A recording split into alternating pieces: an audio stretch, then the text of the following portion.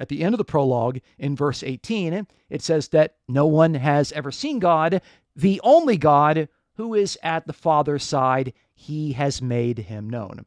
That's John chapter 1, verse 18. Now, your translation of the Bible might actually have something different here, because this middle phrase here, after that no one has ever seen God, then you have this middle phrase, and then you have the final phrase where it says, he who is at the Father's side, he has made him known. The middle phrase there, which in this translation says, the only God, is a textual variant. This is a verse that has been plagued with textual variants.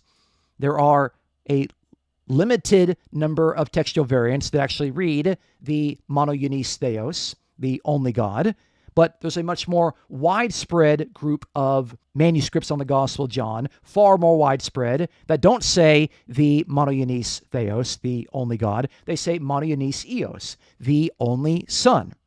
And in fact, every other occurrence of the adjective monogenes when it's connected to a noun in the Gospel of John, like John 3:16, is in reference to the unique Son or the only Son. It is never a reference to the monogenes theos. So the writer of the Gospel of John consistently uses the only Son, never the only God. So this reference here in John 1:18 is suspect.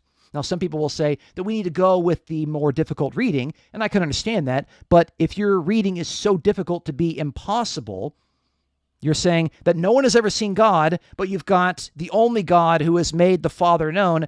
That's two gods. That is so difficult as to be impossible. I don't think that's what the original reading of the Gospel of John was. The point is, I don't think you should be building your argument on passages that are textually questionable.